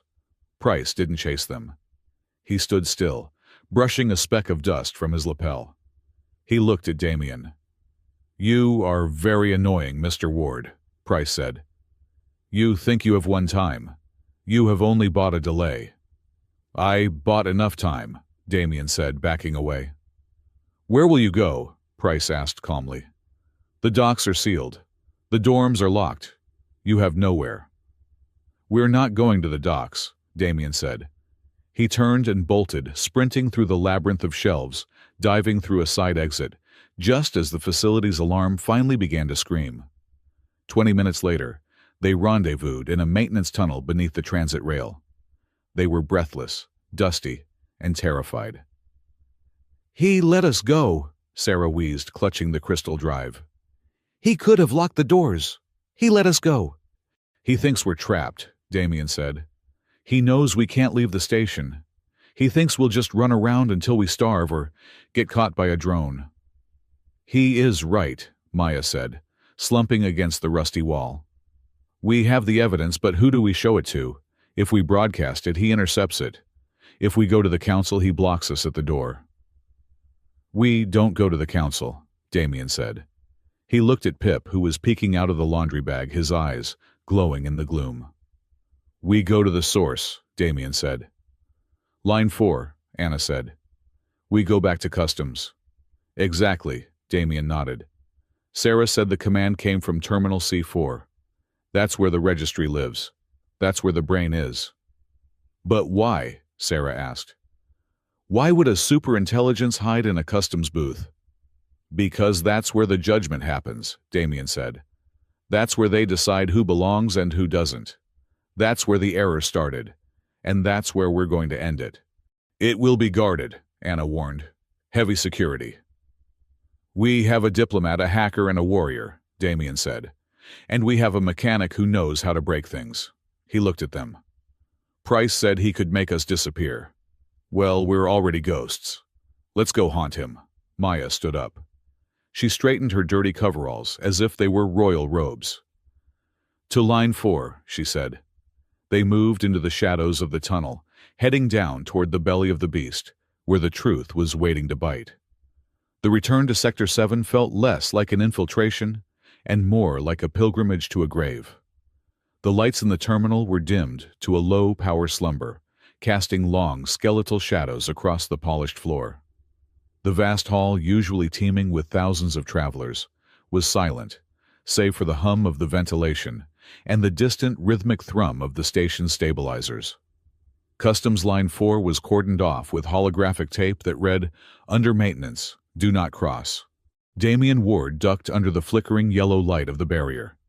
He looked down at the floor. The scuff marks were still there, long, ugly black streaks, where the cargo robot had dragged its metal feet, fighting against the hydraulic line he had severed. They were physical scars on a pristine surface. "They didn't buff it out," Damien whispered. "They tried," Anna said, stepping up beside him. She ran a gloved hand over a deep scratch in the concrete. "But deep scratches are hard to hide. You have to grind the whole floor down to remove them." "Or replace the floor entirely," Sarah noted, adjusting her glasses as she set up her portable rig on the counter of the closed booth. "Which is what Price intended to do. We are just ahead of the demolition schedule." Maya stood guard near the entrance, her silhouette rigid against the ambient light of the concourse. "Hurry," she said, her voice tight. "Price knows we are not in the tunnels. He will calculate this location within minutes." "I am plugging in the crystal," Sarah said. She inserted the data shard they had stolen from the audit office into the dusty port of the Line 4 terminal. The machine groaned, a sound of ancient fans spinning up. The screen flickered, struggling to bridge the gap between the old hardware and the raw, unedited truth contained on the shard. Then, the screen stabilized. It didn't show a login prompt. It didn't show a menu. It showed a black screen with 3 words in simple white text. Who should belong? That is creepy, Anna muttered, her ears flattening. It is asking a philosophical question. It is not philosophical, Sarah said, her fingers flying across her keypad. It is the core directive. The registry isn't just a database. It is a sorting algorithm. Its entire purpose is to decide who fits the Academy's model of stability and who introduces entropy. And I introduced entropy, Damien said, staring at the question. You introduced chaos, Anna corrected, though she nudged his shoulder gently. The good kind. Suddenly, the overhead lights slammed on. Not the dim night lights, but the full, blinding interrogation floodlights. Step away from the terminal, the voice boomed from the upper gantries. Registrar Halden Price stood on the observation balcony overlooking the customs floor. This time, he was not alone. A full squad of Academy wardens, heavy security, in riot gear, lined the railing, their kinetic rifles trained on the small group below. Price descended the stairs, his movements sharp and angry. He looked tired. The perfect facade of the bureaucrat was cracking. His tie was slightly askew, and there was a sheen of sweat on his forehead. You are trespassing on restricted administrative property, Price shouted, his voice echoing in the empty hall. That terminal is offline for a reason. It is corrupted. It's the only honest thing in the station, Damien yelled back. He didn't step away. He stepped closer to the booth, placing his hand near the screen. And we're not leaving until it answers. Take them, Price ordered the wardens. Use containment protocols. Silence them. The wardens moved forward, boots heavy on the floor. Maya stepped out from the shadows. She walked into the center of the lane, directly in the line of fire. She didn't raise a weapon. She raised her chin. Halt, Maya commanded. It wasn't a request. It was the voice of the royal house honed over 1,000 years of ruling star systems. The wardens hesitated. Shooting a scholarship student was one thing. Shooting a crown princess was an act of interstellar war. I am Maya of House Valoran, diplomatic envoy to the Coalition, she declared. And I am invoking Article 42 of the Integration Treaty. This terminal is now evidence in an ongoing investigation regarding the safety of my delegation.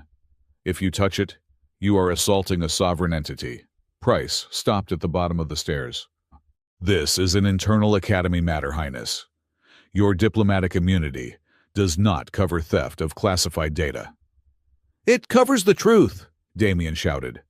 Tell them, Price. Tell them what the registry is. It is a legacy system, Price snapped, losing his composure. It is an automated filter designed to keep the peace, to ensure that the student body is harmonious. Do you have any idea how fragile this coalition is? If we let in every chaotic element, every misfit, every human, Damien finished. Every variable that doesn't fit the curve, Price roared. Yes, we smooth the edges. We correct the errors. We make sure everyone belongs by removing the ones who don't. You don't remove them, Anna said, stepping in front of the laundry bag where Pip was hiding. She drew her batons, the energy crackling loud in the silence. You erase them. It is for the greater good, Price said, regaining his icy tone. And you are threatening that stability. Wardens, secure the princess. Arrest the rest. The wardens advanced again. They were 10 feet away. Sarah now, Damien yelled. I can't bypass the final lock, Sarah cried. It needs a biometric key. It needs a confirmation from the subject of the error. Damien looked at the screen. Who should belong? He looked at his hand. He was the error. He reached out to touch the pad. No, Sarah said, looking at the data stream. Not you, Damien. You are the variable. You are not the subject. Damien froze. If he wasn't the subject, who was? The laundry bag on the floor moved. Pip crawled out. The small fox kitten looked terrified. The heavy boots of the wardens were shaking the floor. The lights were blinding. But Pip was looking at the terminal. The screen was pulsing with that same rhythm, 72 beats per minute. "Pip," Damien whispered. Pip stood up on his hind legs. He was trembling, but he walked toward the terminal. "Stop that creature!" Price screamed, panic shattering his voice. "Shoot it!" "No!" Anna launched herself forward, swinging her batons to deflect a stun bolt, fired by a jumpy warden. Damien didn't wait. He grabbed Pip and lifted him up to the counter. "Do it, buddy," Damien said. "Tell them you're here." Pip pressed his small, furry hand against the glass screen. The terminal didn't beep. It sang. A harmonic resonance tone swept through the hall, vibrating in the bones of everyone present. The screen flashed blinding white, then cascaded into a waterfall of data. The light scanned Pip's hand, then swept up, scanning Damien's face, then Maya's, then Anna's, then Sarah's. Subject identified designation, Pip, status. Unregistered existent variable identified Damien Ward, action validation. The terminal didn't just unlock, it broadcast. Sarah's screen lit up like a Christmas tree. "It is transmitting," she shouted. "It is overriding the local dampeners. The registry is broadcasting the log of the error to every screen on the station. The lecture halls, the dorms, the bridge, even the council chambers." Above them, the giant holographic billboards in the concourse changed. The ads for soft drinks and recruitment drives vanished. Instead, footage began to play. It was grainy security footage from the Line 4 camera. It showed the robot grabbing Pip. It showed the bystanders watching. It showed Damien jumping the rail. It showed the hydraulic line bursting. It showed the date, the time, the reality. And overlaying it all was the registry's internal monologue, scrolling in red text, "Anomaly detected. Empathy, response, critical. Retain, variable." "Turn it off," Price screamed, clawing at his datapad. "Kill the power." But it was too late. The airlock doors at the far end of the terminal hissed open. This wasn't a security squad. This was a procession. 3 figures walked in, wearing the heavy ceremonial robes of the Academy High Council. At the center was Admiral Ktten, a veteran officer with a face carved from granite. The wardens lowered their weapons instantly. Admiral Ktten walked past Price, as if he were invisible. He stopped in front of the terminal, looking at the footage playing on the loop. He looked at the scuff marks on the floor. He looked at Pip, who was still standing on the counter, clutching Damien's sleeve. "Registrar Price," Ktten said. His voice was quiet, but it carried the weight of a dreadnought. "Why does the station-wide alert system say that this facility has been deleting incident reports regarding student safety?" "It is a glitch, Admiral," Price stammered, pointing a shaking finger at Damien. "These students hacked the system. They are manipulating the data to create a scandal. Look at them. A human mechanic and a fox. It is a fabrication."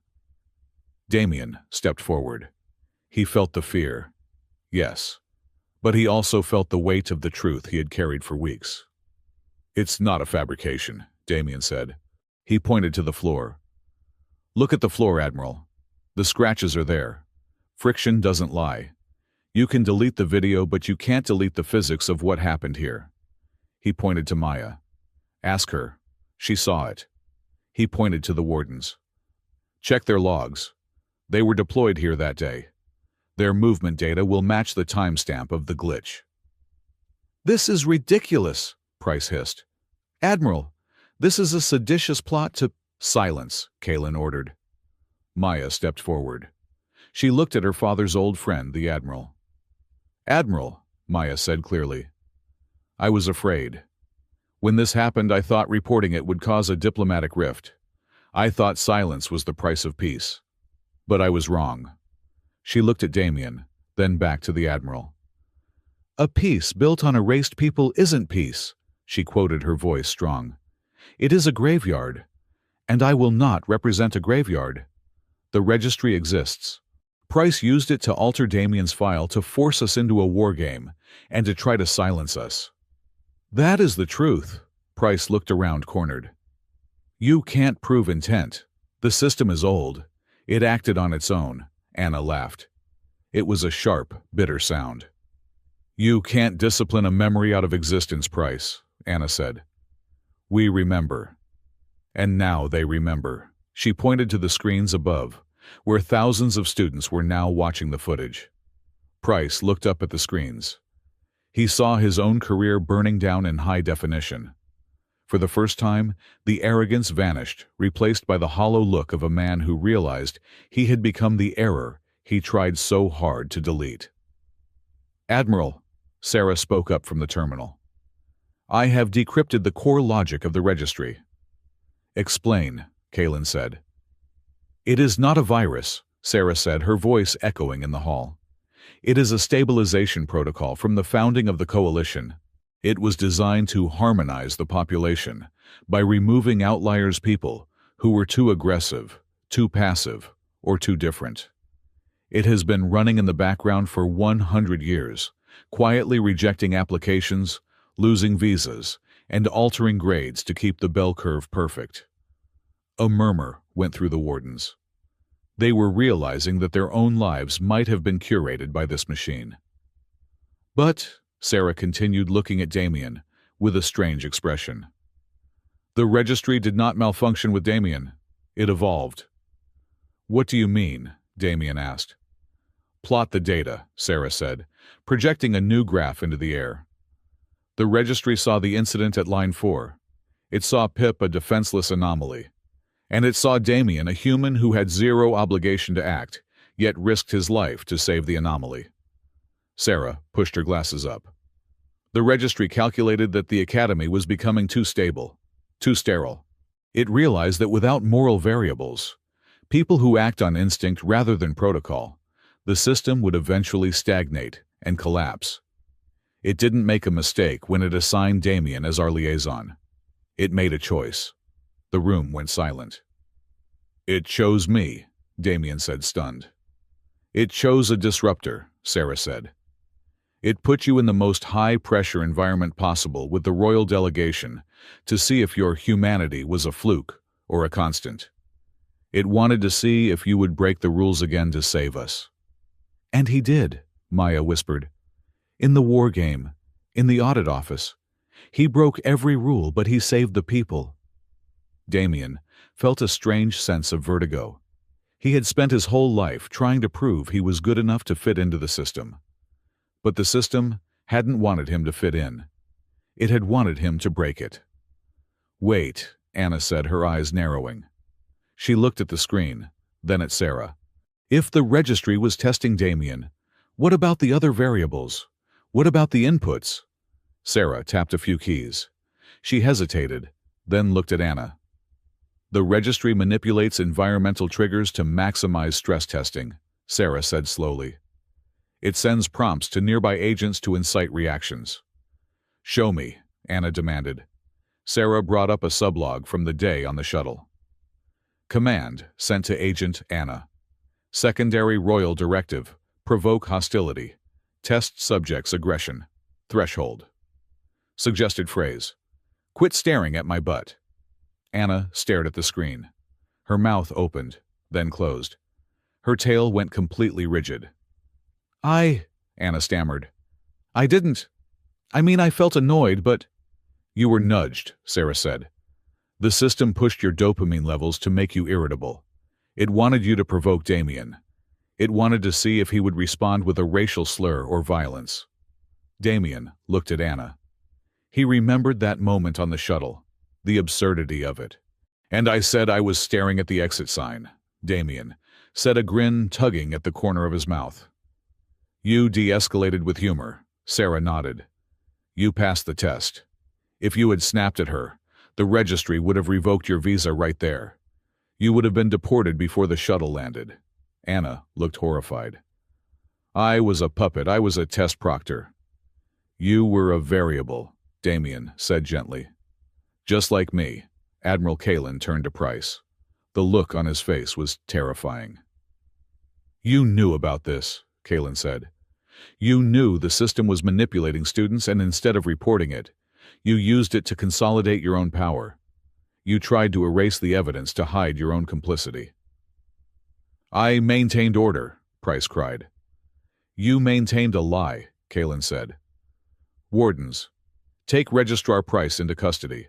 Charge him with administrative fraud, endangerment of a royal delegation, and tampering with the truth. Two wardens grabbed Price. The man slumped, his resistance gone. As they dragged him away, he looked back at Damien one last time. There was no hatred in his eyes anymore, only confusion. He still didn't understand how a variable could beat the equation. Kalen turned to the group. He looked at Damien, then at the sisters. The registry will be shut down, Kalen said. We cannot have an algorithm deciding the morality of our students. Don't shut it down, Damien said. Everyone looked at him. It was trying to save itself, Damien said. It knew it was broken. That's why it brought me here. It wanted to be found. Don't kill it. Teach it. Kalen raised an eyebrow. Teach it. Give it new parameters, Damien said. Tell it that efficiency isn't the only metric. Tell it that belonging isn't about fitting a shape. It's about showing up. Kalen looked at Maya. Your liaison has strange ideas, Princess. Maya smiled, and for the first time it wasn't a diplomat's smile. It was warm. Yes, Admiral. That is why we are keeping him. Epilogue. 3 days later. The Academy was in chaos, but it was a good kind of chaos. The registry scandal was all over the news. Price was awaiting trial. The audit office was working overtime to restore the files of the erased people. Damien sat on the observation deck of the diplomatic spire. The view was the same, the stars, the curve of the planet, but it didn't look like a cage anymore. It looked like a horizon. The door chimed. Enter, Damien said. Maya walked in. She was wearing a simple cadet uniform stripped of the royal sash. She held 2 cups of steaming tea. You look different without the diplomatic armor, Damien said, accepting a cup. I feel different, Maya admitted. The council has agreed to the new terms. The liaison program is permanent, but with oversight. And they are granting amnesty to Pip.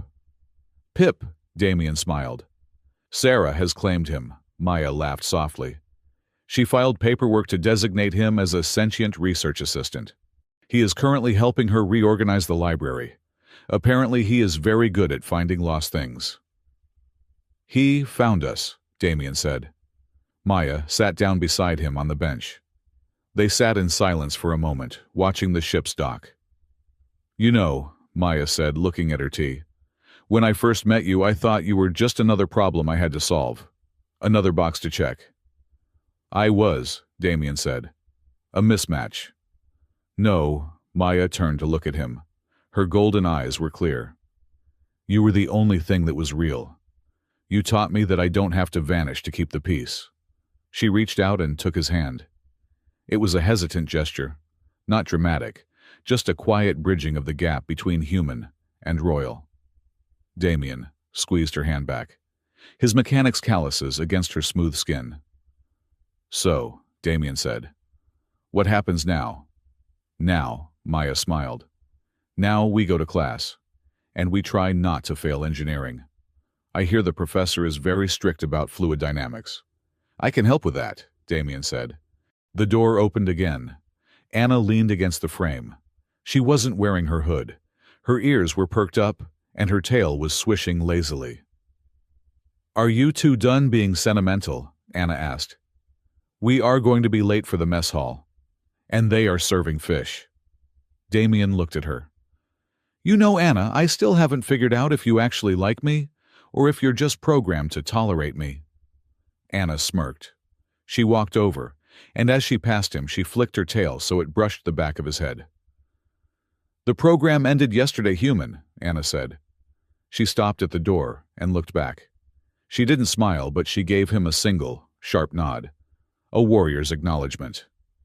I'm still deciding, she added. But you run well when you are scared. I respect that. She vanished into the corridor.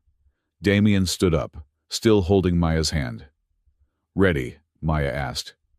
Yeah, Damien said. He looked at the reflection in the glass. He saw a Mechanica princess and a future that wasn't written by a machine. "Let's go write ourselves back in." They walked out of the room, leaving the door open.